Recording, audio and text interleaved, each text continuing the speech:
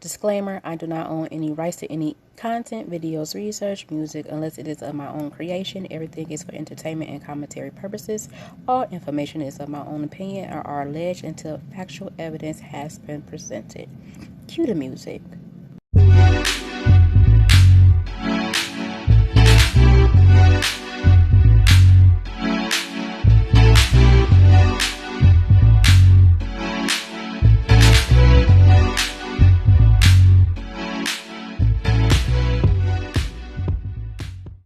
Hey everyone, welcome back to another episode of All Things TC. Here is my take, you guys. This is installment number 3. This is going to be parts 11 through 15 of Who the F Did I Marry? TikTok series by Series-ReesaTeesa. I believe that's her TikTok name. I'm not going to do a long intro again today. I just wanted to get on here and let you guys know that this is getting juicy, and I'm going to switch it up a little bit. I'm going to go ahead and play all 5 parts in its entirety, and at the very end I will give my final commentary on everything that we have just listened to. So you guys stick tuned and get your popcorn ready, because I feel like these parts is going to take us on a serious roller coaster ride.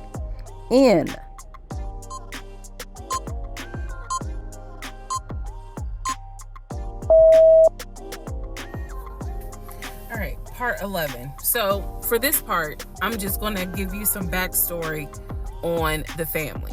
Pause all the stuff about the house, pause the stuff about the car. This is backstory on his family, my ex-husband's family. All right, follow me. My ex-husband's parents, mom and dad, are both deceased. Mom passed away from cancer. Dad passed away shortly after her. I'm not sure what he passed away from. So he has a number of siblings. He has 2, with his parents, he has 2 brothers. One is older, lives in Philly. One is younger by 2 years, lives in Nashville. He has 2 sisters. One, Shantae, is older, lives in Douglasville with her husband and 2 kids, a boy and a girl. Younger sister, Kim, is the baby, lives in Augusta with her husband, worked at, I think he told me, Procter & Gamble. That was the story. He had 2 half-brothers that were through his dad. One brother lived in Baltimore. The other brother lived in Augusta. The brother that lived in Augusta, I have physically met in person, shook hands, hugged, all that. The brother that lived in Baltimore, I have FaceTimed with, talked to him. The brother that lived in Philly, the older brother that he looked up to, I have never talked to him on the phone. I would always talk to him through my ex-husband. So the conversation would be like, hey babe, brother so-and-so said hey. He didn't call him brother so-and-so. We'll call him John. John said hey John. I would be in the bathroom doing my hair, brushing my teeth. Hey John. And he'd be like, did you hear? He said, how you doing? I was like, I'm good. How's he doing? Because that's just me. And so he would relay back and forth. He talked to John every day from starting around July, after the grandmother passed away. He would talk to John every morning.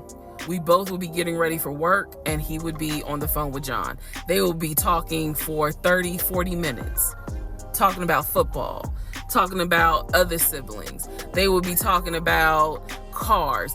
It was really like not a big deal. They would talk about the brother in Baltimore. They would talk about the brother in Augusta. And then they would reminisce. This is the conversations I could hear. Let me explain. When I say I can hear a conversation, what that means is I am physically standing near him or next to him where I could hear him with the phone up to his ear talking to someone, because it wasn't me. Okay? I may not hear the other person because the phone call may not be on speakerphone. But what I hear is For example, I hear, hey man, what y'all doing? Oh, for real? Y'all barbecuing this weekend? What y'all making? Oh, that's what's up. Nah, I think me and her gonna stay in this weekend because, you know, these numbers is looking crazy with COVID. Yeah, she over here. She's just sitting right here. She watched the TV. Okay, hold on. John said, hey. Hey, John. You heard her? Okay. All right, bruh. I just wanted to check in on you. That's the type of conversation I'm explaining. Okay, so I hope that gives a little more clarity about the type of conversations I'm hearing. So, I don't know why this light keeps going out. Okay. So that's how he would talk to his siblings. The grandmother passed away. He called me around April or May and told me that his grandmother passed away. His grandmother, on his dad's side, had died suddenly from COVID. She had symptoms. She went to bed and did not wake up. He was distraught. He was crying. He wasn't eating. He was just sitting there, listening to music, not watching TV, just sad, because he was like, you know, my grandmother was always my support system. So from what I saw, it really bothered him. I did not think anything of it. I'm one of those people, if you tell me somebody in your family passed away, I'm gonna believe you, because I don't play about death. And I guess I expect other people don't either. However, that is not the same for everyone else, but we'll get there. So, family, he had his sister, Shantae, who lived in Douglasville. Like I said, she was married with 2 kids. Apparently she was a nurse. So when I had my miscarriage, that was a sister that he was like, my sister will take you to the hospital. Like, that's what family does. Okay. I had never met Shantae. I've been on the phone, or excuse me, I've been around him when he was on the phone with Shantae. Never heard her part of the conversation. But he would be talking to his sister. That's what he said. That's what it sounded like too. Now, what is interesting is that we lived maybe 35, 40 minutes away from Douglasville. So there were plenty of times that he had invited me to go with him to his sister's house. Okay, let me tell you how this would always work out. Total times he invited me was probably 3 times for different barbecues or whatnot. The first time he invited me, I was like, nah, I ain't going, because again, COVID. And she's a nurse. Hell no. The second time he was like, yeah, she invited us, but I don't think we should go because COVID. No. The third time I agreed to go. I was like, absolutely, I'll go meet your sister. Like, that'd be great. On our way to her house, to Douglasville, to go see the sister, apparently he got a phone call. The phone was always like on vibrate, but he got a phone call and he told me that something came up, and so she had to cancel the barbecue to get together, whatever. And so I was just like, oh man, you know, okay, well, hopefully we can go another time. It didn't happen close enough for me to have red flags, if that makes sense. But at this point, as y'all probably is like, girl, you so blind.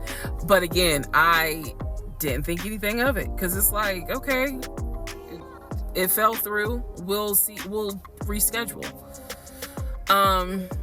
And so we just went out to eat, and then he talked to another brother, the brother from Augusta that he would have on speakerphone. So it was like, you know, I didn't think anything of it. I really didn't.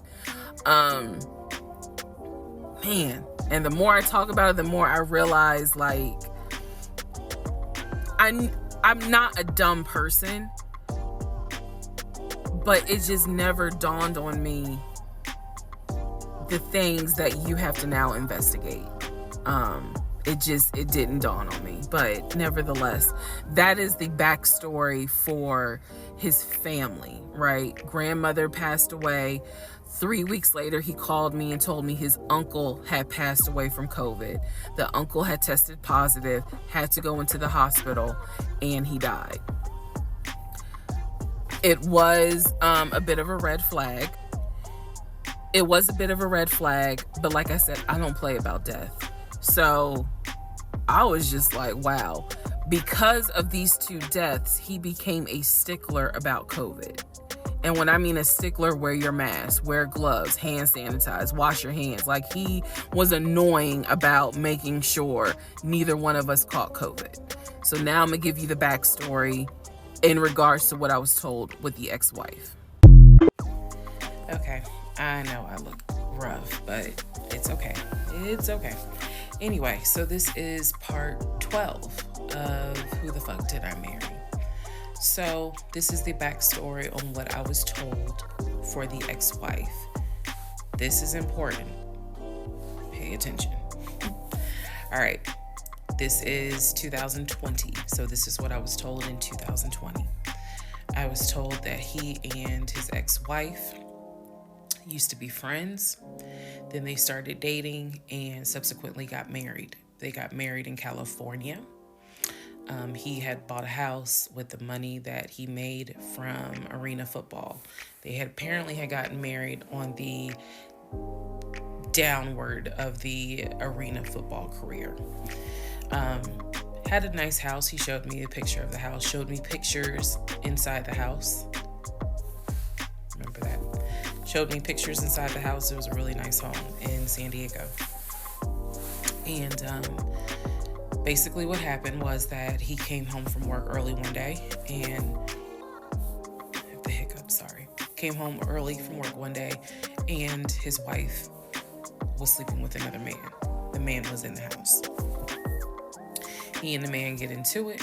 Her son, who is about 17 years old in 2020, she had two kids, a daughter and a son. The son apparently was on his way home from school when my ex-husband found his previous wife in bed with another man.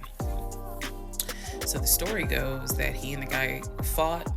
He kicked the guy out. He kicked his ex-wife out, but told her the kids could stay. The kids are not biologically his. Those are his stepkids. She was like, you must be kidding. Like, I'm not leaving my kids here.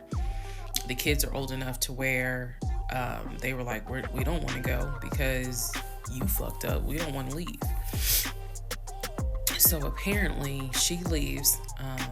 The kids stay with him for a few weeks. And then she gets her own place. The kids move in with their mom. He files for divorce in California. He files for divorce in California, and it was an ugly divorce. She was asking for spousal support, all kinds of stuff.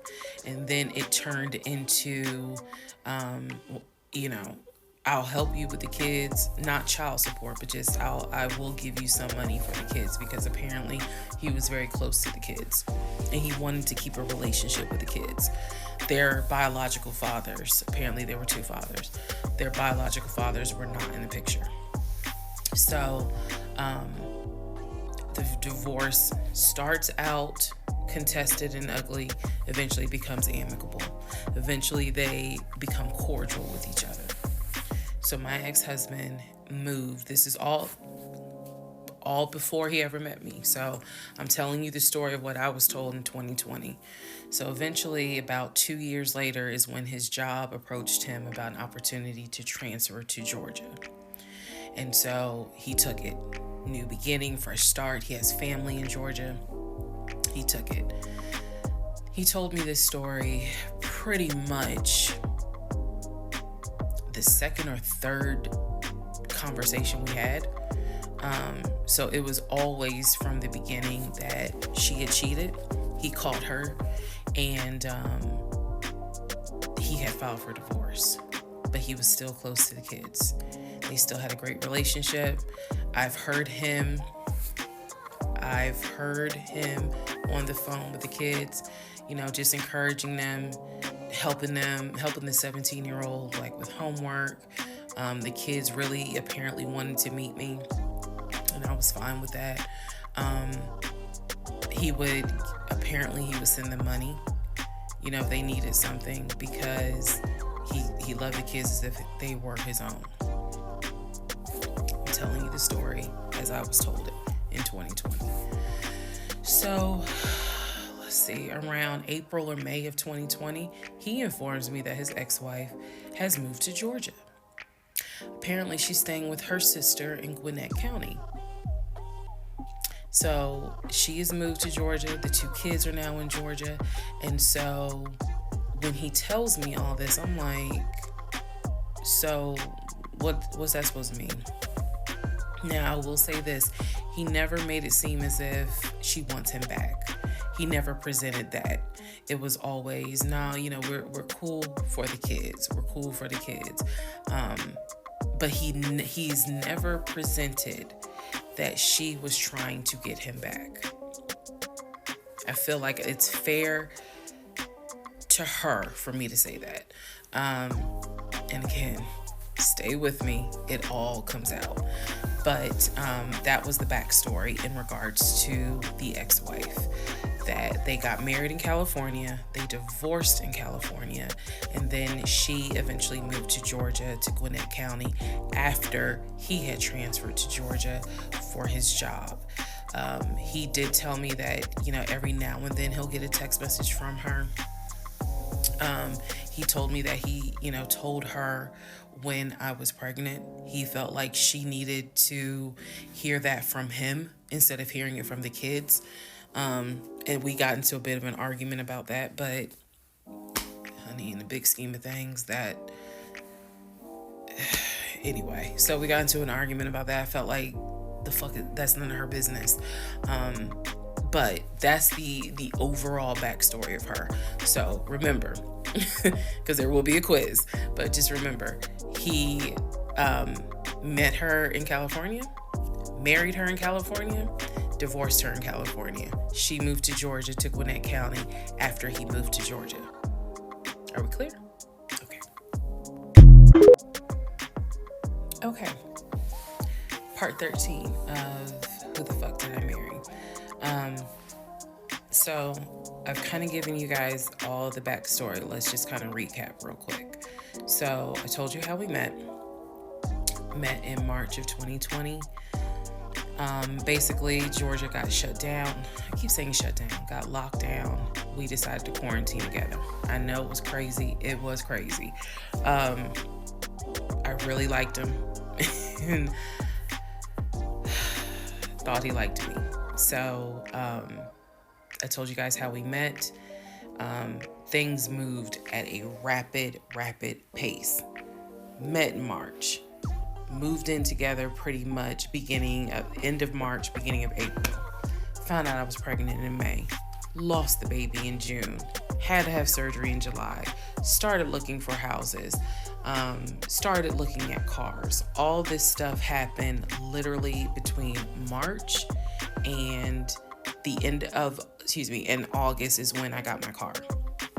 So, got a car in August. He paid the down payment for that car, which I was shocked by. And no, it was not a BMW or an Audi. It was a Nissan Altima, but I loved that car at the time. So he paid the down payment for that car. Told me he would help me with the car payment. The biggest mistake that I made, and I'll explain why I say this. The biggest mistake I made was that I signed myself up for a car note, where I knew I needed his help to pay the car note. I knew better. My mom has always taught me, do not ever put yourself in a position where you are financially dependent on a man. And all of that went out the window. And the reason why I say that was the biggest mistake is because when I have pulled back the layers of this whole monstrosity of life that I lived for 2020 and 2021, it really does boil down to the fact that I truly ended up marrying him more out of fear than anything else. And I'll expound upon that later. But I got the car in August, and by this point I was exhausted of looking at cars. I was mad that I didn't get a BMW X5 dark blue with cognac interior. And I was tired of looking at houses, getting my hopes up, looking at a house and picturing myself in the master bedroom, the kitchen, the island, all that stuff. I'm a visual person, and I was tired of getting my hopes up.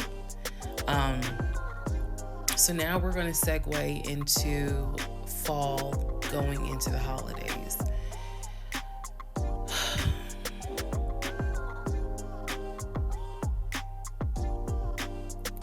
Here's what happened. In October, we looked at another house. This house was in Marietta. Absolutely gorgeous. It was gorgeous. I want to say that the house was about $700,000. I really liked the house. I could see myself living there. I could see myself cooking there. And so subsequently, my ex-husband put in an all-cash offer on that house. I watched him put an all-cash offer in on the house. Our real estate agent, Scott, called us about 24 hours later, and he said, the sellers love your offer. The offer was an all-cash, full asking price offer. $700,000. Let that sink in for a moment. He said the sellers love the offer. They are asking that you show proof of funds so that they can accept the offer. My ex-husband said, I will show proof of funds when they accept the offer. The seller said, great, we'll accept the offer when you show proof of funds. So basically we got into a standoff. And if you're a real estate agent or you work in real estate, I would love to know your thoughts on this. I had asked people in my personal life, like, have you ever heard of this before? And I've had plenty of people who said, I side with the ex-husband. I would not show my bank statements until they accepted the offer. And then I had other people who were like, I wouldn't accept an all-cash offer unless I verified that the person can pay. So I'm just curious what your thoughts are. Okay, so our real estate agent called us and was like, guys, the sellers are giving you 2 days to show proof of funds. I had the letter that he showed me from Chase. I sent that to Scott, but that was for a mortgage. The offer was for all cash. So he needed to show proof of funds that he had the cash to pay $700,000.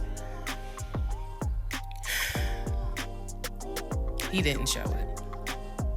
He refused to budge on showing them proof of funds until they accepted the offer because he was afraid that they were going to create a bidding war. So what ended up happening was Scott called us and said, I apologize because I didn't do my due diligence as a realtor.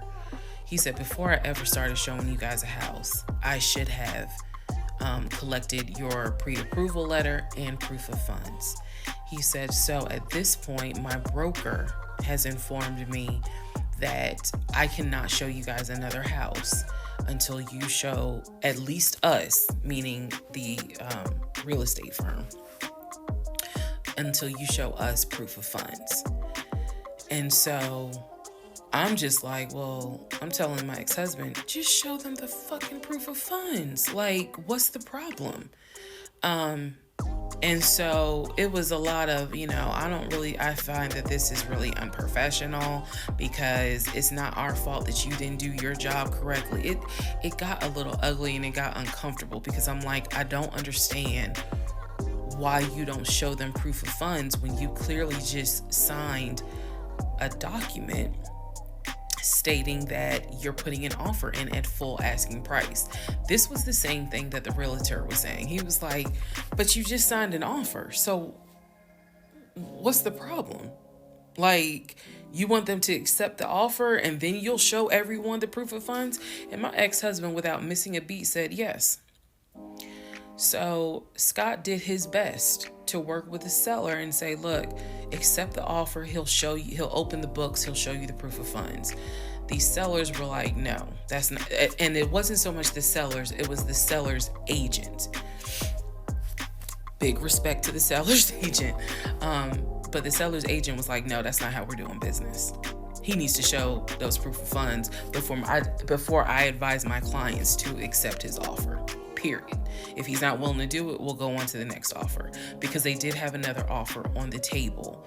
For it was less than asking price, but they were willing to accept that offer over the all cash offer because those people had basically shown proof. So subsequently, the house fell through. We passed the 2-day deadline. They went with the other offer. Also at this point, our real estate agent, Scott, and I do not blame him for this, pretty much cut all ties, because what he, I believe, felt like was, I don't know what's going on, but something's going on. And this is not how I do business. So until you guys are ready to show the proof of funds needed to buy a house, you need to get yourself another agent, because we were already about 20 to 25 houses deep by this point. We had already put in 2 other offers. They fell through. And now here we are with this house. And once again, Okay, so good news and bad news. Number 1, this is part 14 of Who the Fuck Did I Marry?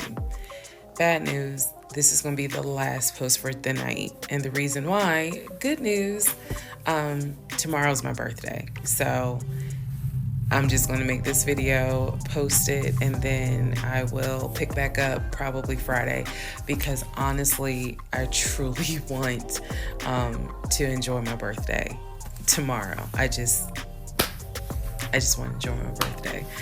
All right, so y'all don't be upset.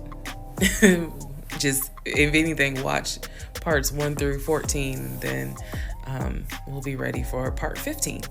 So the house fell through in October 2020. And what I told him was, I said, I don't want to look at another house. I don't want to talk about cars. I want to get through the holidays, because it was going to be a holiday season where I could not celebrate with my family because of COVID. So I said, I just want to get through the holidays. I want to get through the end of the year, and we'll revisit stuff in January. I was very calm when I said it. No argument, nothing like that. And he said he understood. A lot of what fueled me staying in this situation really was the fact that, number 1, I didn't want to be alone. Number 2, I didn't want to look stupid by having the relationship end so quickly, for everyone to be like, we told you something was up. And number 3, I was ready to get married. And that, ready to get married, fueled a lot of stuff. And again, I was still making my audio diaries. So listening back to it, I knew something was wrong. I admit that. I knew something was wrong. But what I thought it was, truthfully, was like, why does it seem like there's always something? Like, why can't we just go ahead and get the house? Why is it always something? Why can't I just get the BMW? It still didn't dawn on me how deep this something went. And for the people who keep asking, I'm going in order of events. So yes, there will be a video where I explain how everything came out and what came out, what was true, what was not true. It's coming. I'm just getting all of this out in order. So I told him I didn't want to look at a house no more. I didn't want to talk about houses. Do not mention the word Zillow. Do not mention the word realtor. Nothing. Let me just get through the holidays. And for myself, the question was, what do you want to do? You want to stay with him? Or do you want to cut your losses? And the part that kept me constantly second guessing myself was, what if he's not lying? What if he's not lying? Literally the conversation I had with myself was, there's no way he is lying about having money. You saw the paper from Chase. They don't just approve $750,000 for a mortgage for anybody. I've seen his checking account. You see how much money's in his available checking. Like I don't think he's lying. I don't think he's lying about that. But what is it? Is it that he doesn't trust me? Like, I second guess myself so much. Is it that he doesn't trust me? Is it that maybe he doesn't really want to get married? Like, what is it? Because I know what I saw. I know what I heard. I know that he's having conversations about move the money from this account to that account. I know he's paying my car note and all these bills. Like, clearly this man is making money. I know that I saw the letter from HR that states his new salary is 200 and something thousand. And I remember thinking, like, God, what am I missing? I'm missing something, but what is it? Because I know what I've seen. I know what I have touched.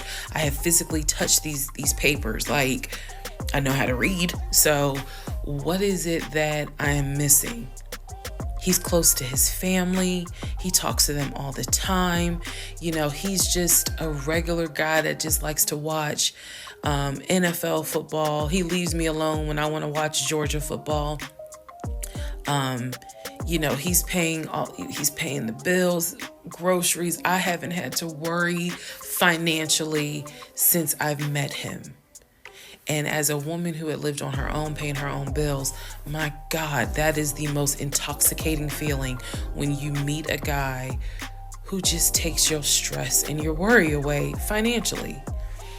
But the downside is, he took away the stress and the worry financially away and instead brought a mental fuck job I've never in my life had experienced. And I could not put my finger on it. I couldn't really talk to anybody about it because I'm a big believer in what happens at home stays at home. So I didn't talk to my girlfriends about it. I didn't talk to my family about it. But I just remember being like, what am I missing? What am I missing? So we did not talk about houses. We did not look at cars. We didn't do any of that for November, December. And he came to me like around Thanksgiving, and what I thought was a very open, loving conversation. And in that conversation, he was like, okay, I know I have fucked up.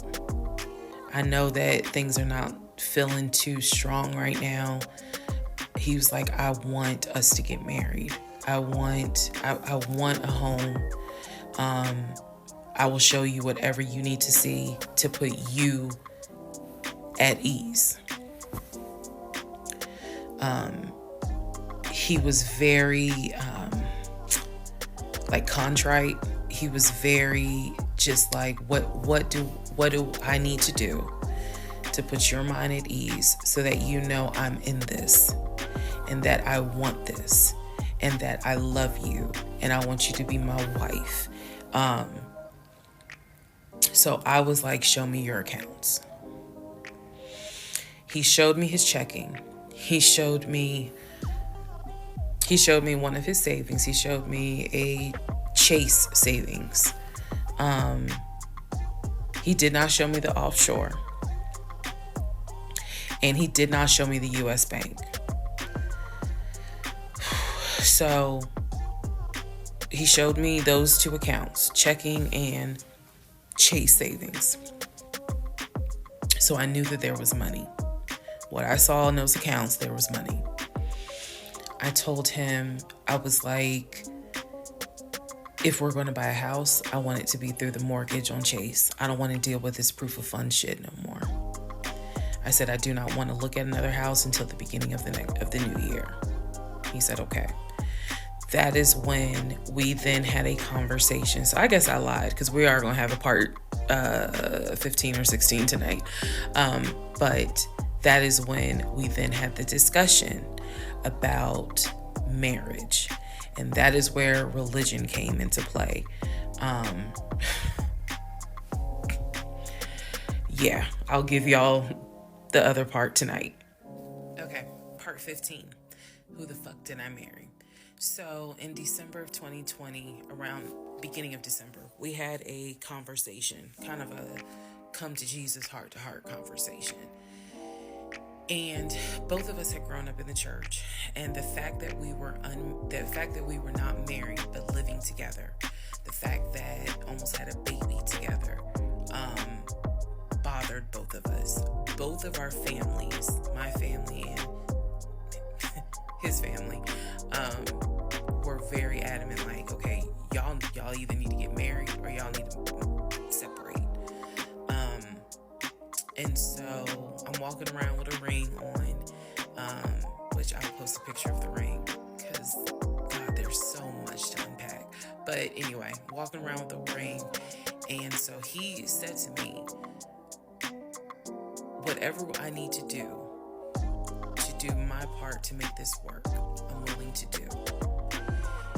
At the same time, it wasn't that I did not trust him as much as it was I felt like I wasn't trusting myself. Because again, like I said in the previous video, I know what I saw, I know what I've read, I know what I've heard, but fuck, something was not sitting right with me.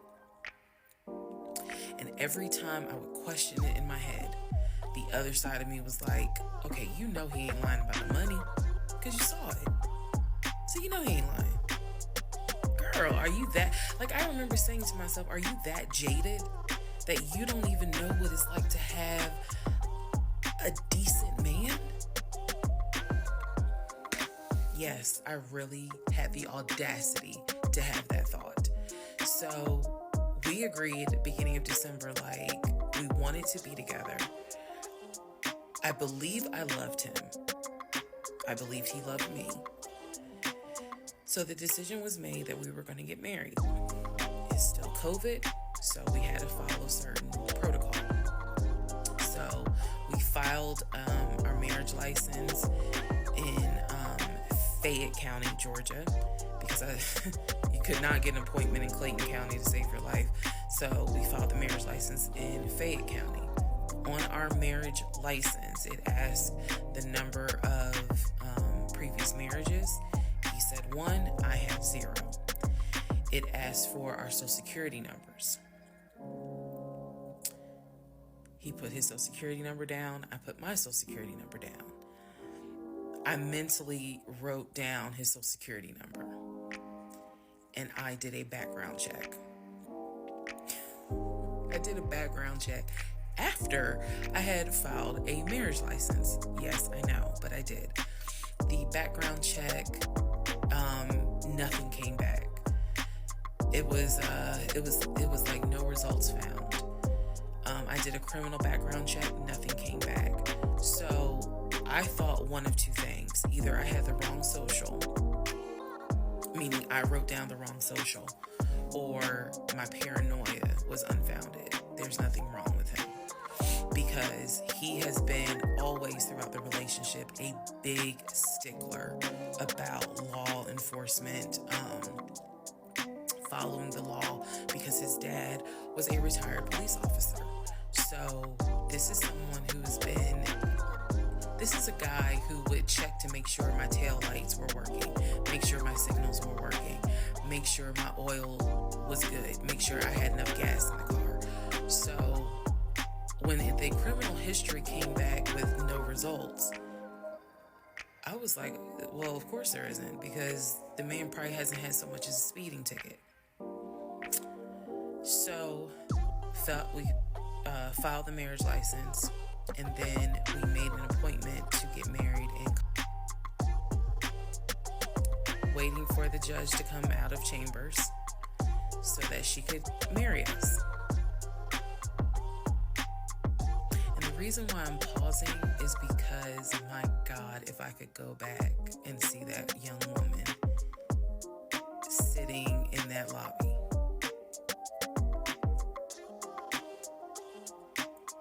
Wow. I know we can't go back in time, but damn, if I could go back in time, I would. I didn't tell anyone I was getting married because I was afraid that we had tried before in September and something came up. So I didn't want to tell anyone. I didn't want to get anyone's hopes up. I didn't want to get my hopes up. I know that's bad, but again, said I would be honest even if it's ugly. I told my mom, my family that we got married, told my friends. They could not believe it. My mother was relieved, but she had no idea about what was going on. My aunt was more like, really? You married him? My friend, the one who took me to the hospital for the miscarriage, was like, I wish you would have told me, you deserve to have people there, take pictures and celebrate and all this other stuff. And she was like, she's the type of friend, if you like it, I love it. You rock with him, I rock with him. The moment you don't, I don't either. So she was supportive. My other girlfriends were happy for me. They just hated that I had to get married during COVID. Because they were like, we would have loved to have, thrown you a bridal shower and a bachelorette party and all of that. It just sucks that you couldn't experience that. So we got married on a Tuesday. On the way home, stopped and got some wings. Went home, and I had to get ready to go to work the next day. And life. I got married January 5th. By January 31st, I knew I was in trouble. I still didn't know how deep, but I knew I was in trouble. So, to give you all a very, very, very candid idea, I got married January 5th. The normal things that married newlyweds do. When we got married, completely stopped. And that was not by me. You always hear men talk about, man, now that we're married, she don't. In my case, it was the exact opposite. It was the exact opposite. So, anyway, because this is not a forum to be all R-rated or whatnot, but y'all get what I'm saying. So, we got married January 5th. January 6th, I went to work. It was, a lot of people congratulated me because it kind of word got out that I had gotten married. January 7th, I filed the paperwork to change my last name. And if you were following me, you can go back 15, 16 videos, and I talk about how I had to change my name back to my maiden name. But I changed my name within about 3 days of getting married. My attitude was, this is the bed that I made. I'm going to do right by him. I'm going to do right by my marriage. I took marriage seriously, and when I married him, I absolutely married him thinking, I'm going to be with you for the next 40, 50 years. So we're going to have to figure this shit out. That was my mindset. I did not get married to turn around and be divorced in 6 months. But I got married January 5th, 2021. And by January 31st, I knew I was in serious trouble.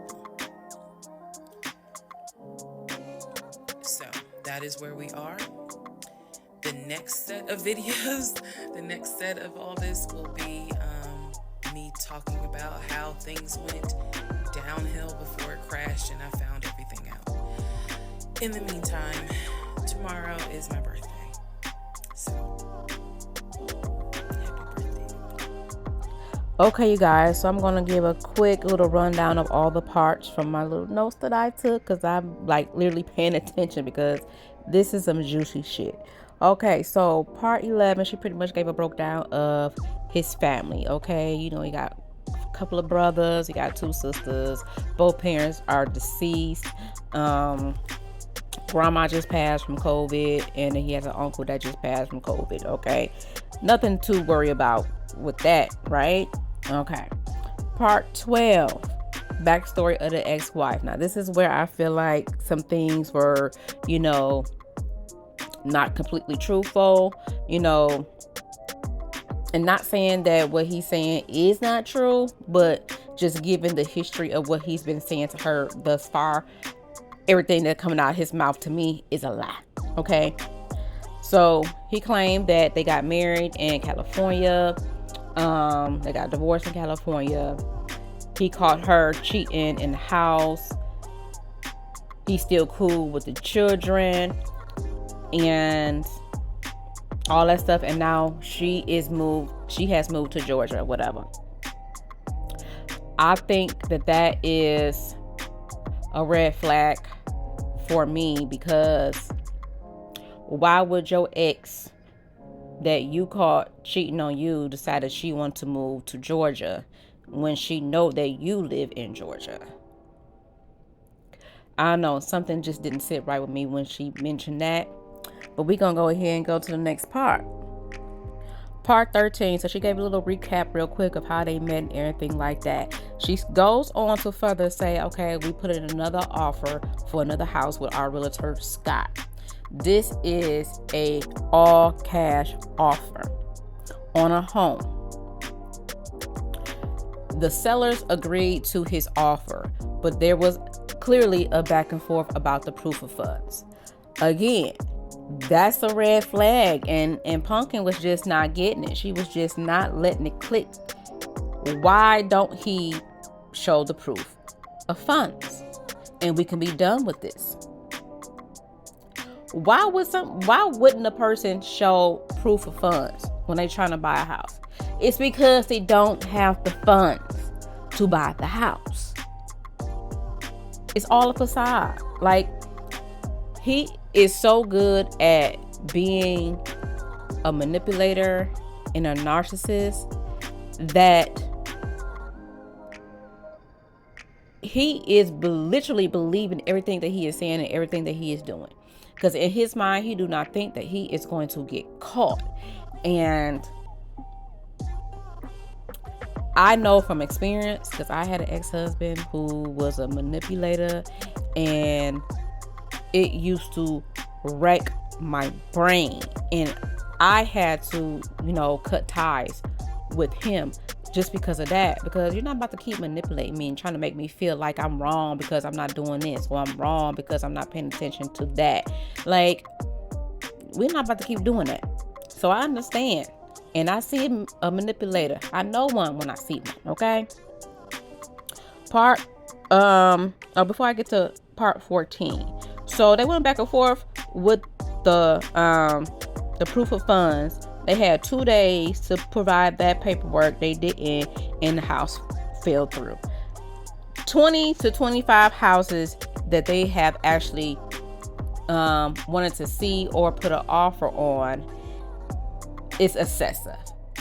And again, I get that, trying to find a home that a house that you could call home for a family and stuff like that is very, very important. And people are picky. They like what they like. But 20 to 25 homes is excessive. Like, I don't even have the strength to do all that. And she's still not thinking that something is really, really wrong. And she's not taking heed that this is fraud. This is not real. This is because she wants to be married so bad. I'm glad that she is still making audio diaries, and I am glad that in those diaries she is starting to see what's going on, but just not as fast as somebody else would.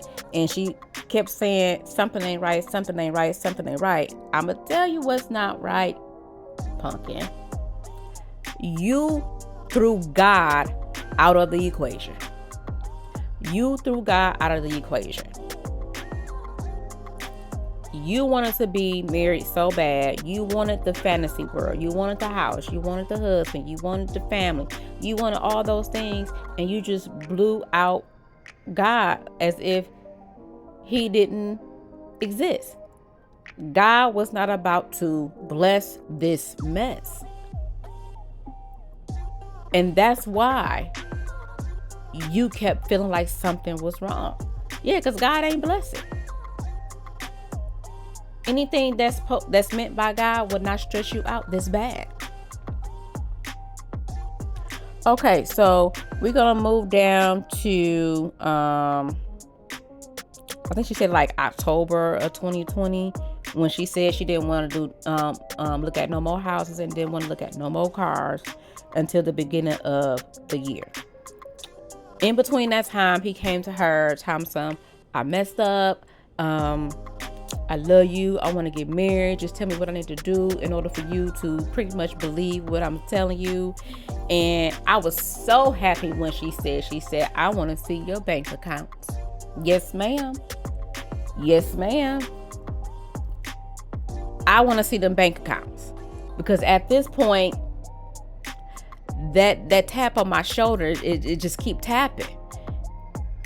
And I need to understand what's going on. So let me see your finances. Let me see your accounts. He showed her 3 out of the 5 accounts that he had. He did not show her the offshore account, and he did not show her the U.S. bank account. I knew he wasn't going to show her the offshore account because, again, there is nothing in that account. There's nothing in that account. And she just still stuck on this. But I seen the paper. I seen this. I heard this. But he ain't letting you see that offshore account. That's where the problem lies. The offshore account.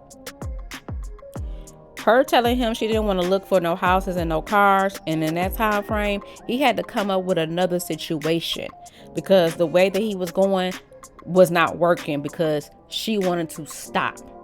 So he had to find another way to get her to recommit to get back into finding a house and a car, whatever. So he brought up marriage. And they talked about marriage and religion because they both was very, very strong on being married and, not shacking up. Fast forward to January. Before January 5th, they end up filing for their marriage license in Fayette County. He said that he was only been married once. She ain't never been married. They asked for social security numbers. She mentally remembered his social security number, which I'm so glad that she did that, because now at this point she has some type of leverage to go ahead and do a background check and get all up in this nigga's business. She did a background check and Lord, everything was clean. Now, I'm not saying that there are not men out there who got a squeaky clean record, but majority of men out there have something on their record. I'm sorry. Again, I'm not saying all men do. It's very few that don't have nothing on their records, but majority of men have something on their records, even if it's like a parking ticket or something. They got something on their records. So the fact that his shit was just completely clean, couldn't find nothing on them. I said, yeah, that's a red flag. But Pumpkin wasn't clicking with her as fast as I wanted it to click just by listening to her talk. But it's not my story, so I just had to let her go through her little thing. Okay? So fast forward to January 5th, that's when they got married. They had got married in the courthouse.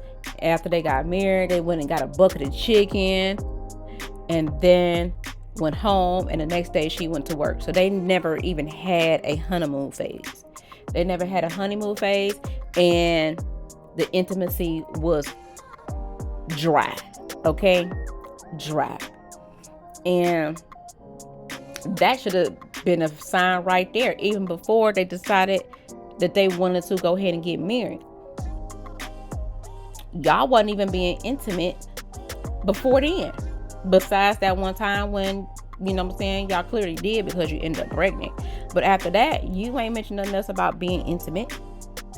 Okay, now let's go back to this $750,000 Chase mortgage loan that he got approved for, and then I'm gonna close out. She said she saw his bank accounts and he had money in there. But did he have the funds in there to accommodate a $750,000 mortgage? Because she didn't specify that. She just said he had money in there. So that's something that I want to know. Did he actually have that amount of money in there to actually cover for an all cash offer on a house? Okay, you guys, so I'm about to close this out right here. Let me know your comments and thoughts in the comment section. Let's have a little discussion. I will be doing probably another set of 5 parts tonight before I call it a night. So don't forget to like, comment, subscribe. Let me know what y'all think so far. And I'll chat it up with you guys on the next episode. Later.